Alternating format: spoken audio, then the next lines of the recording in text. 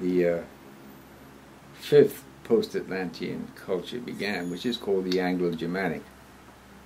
And that's the one we're currently in, because it started in 1413 and runs 2,160 years. And it will be followed by the Slavic, and that will be followed by, well, I've seen some references to being called the American culture, and some references to being called the Scandinavian. And then that will signal the end of the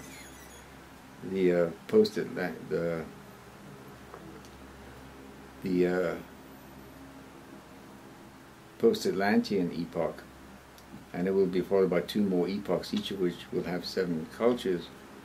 And then when the end of that arrives, then the Earth will no longer be a physical organism, and nor will the human being. Everything will be thoroughly spiritualized. So, how this all transpires, of course, is really up to us. That's what it boils down to, up to the individual human being. And we have to take into consideration in our day-to-day thinking spiritual knowledge.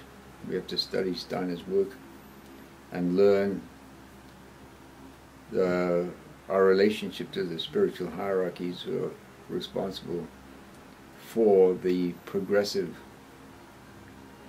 development of human spiritual life, as well as the life of the earth, because the earth and the human being are not two, they are one. And of course there's a great deal of information to take in and digest and understand and learn, tremendous amount. And I have given you certain titles, and if you read my book, in the bibliography there are the fundamental basic titles that everybody needs to start out with if they haven't begun to study Steiner yet. So now the fifth post-Atlantean culture, the Anglo-Germanic, it has a mission, and its mission is to use the particular talents, so to speak, of the the English language and German philosophy and so forth, and art as well. But the peculiar thing about the English language is that it's very suited to fulfilling the mission of setting up a political, social framework in such a manner that the social organism is a level playing field, so that everybody who puts in the necessary labor and the necessary work and study and so forth, as they develop their skills and their talents, that they will reap the just rewards of their labor, the fruits of their labor, on an equitable basis. This is essentially the purpose of the Anglo-Germanic culture. However, that's its mission. But what has occurred is that the secret brotherhoods who know this have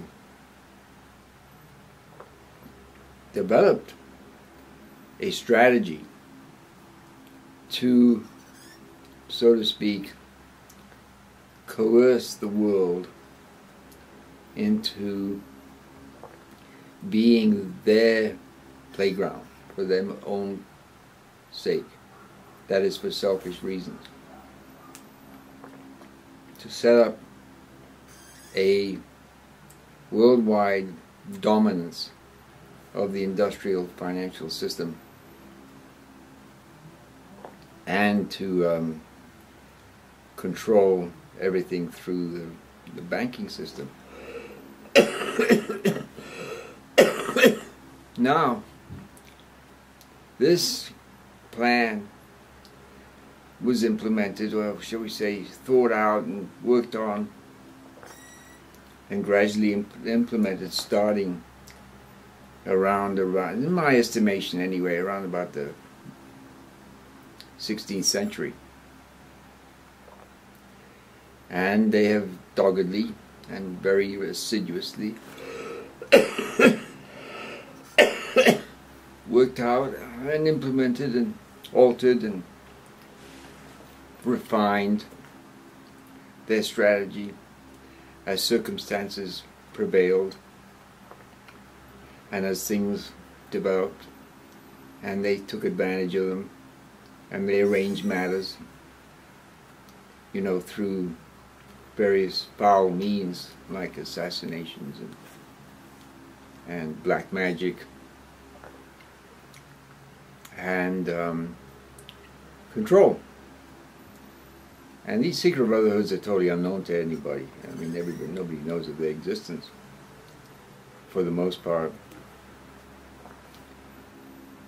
Now, I'm not going to talk about them right now. I mean, in the next few episodes, I'm going to talk about the threefold social organism, the threefold commonwealth first. I mean, I debated for quite some time which one should I tackle first, the brotherhoods or the threefold commonwealth. So I decided to go with the threefold commonwealth first.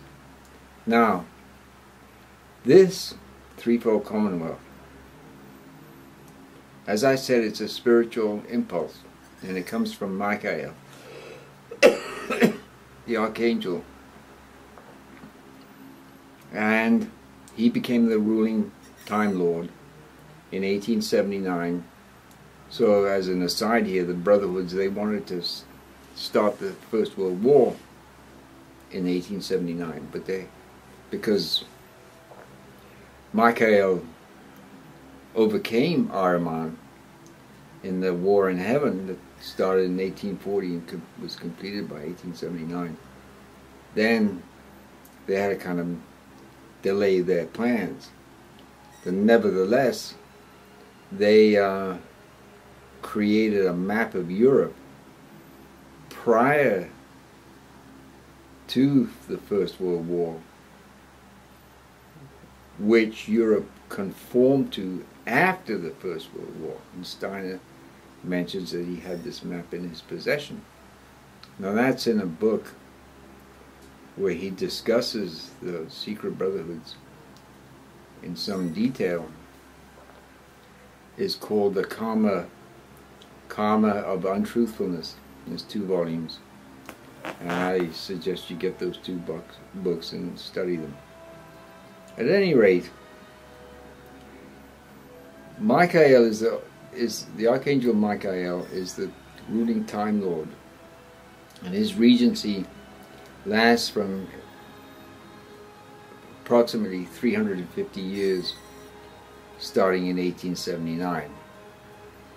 So this impulse is, so to speak, a spiritual necessity, an iron necessity, to bring about the threefold commonwealth. And there's really, as I said, there's nothing that's going to stop it from coming into existence, except, as I said, it's only a question of how it's going to come into existence. And I would prefer myself for it to come about through conscious planning and implementation of it, rather than through calamity and catastrophe. But I really think at this point that it's going to come about through calamity and catastrophe, simply because the brotherhoods are really very, very, how should we say, dogmatic, or dogmatic in that they want to absolutely control the world. They absolutely want to do that.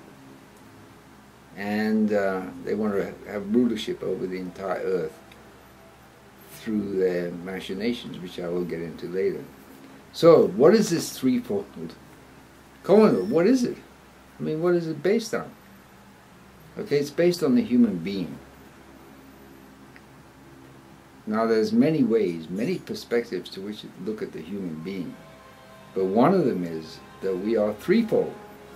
That we have a head, we have a thorax, and we have a digestive metabolic limb system. So therefore the social arrangement should be an expression of the human organism as I have just delineated, whereby the central nervous system and the head organization is reflected in the cultural sphere, where the heart and lung and the thoracic region, the circulation of the blood, is reflected in the governance, and the digestive metabolic limb system is reflected in the agriculture, business, and economic sphere. Now, when we look at the human organism, what we note, if the human organism is functioning healthily, that the central nervous system doesn't take over the functions of the blood and the circulation of the blood and the functions of the heart and the lung, nor does it take over the digestive metabolic limb system functions. And conversely, you don't find the heart trying to take over the functions of the central nervous system in a healthy organism. Of course, an unhealthy organism, the nervous system can get out of hand and cause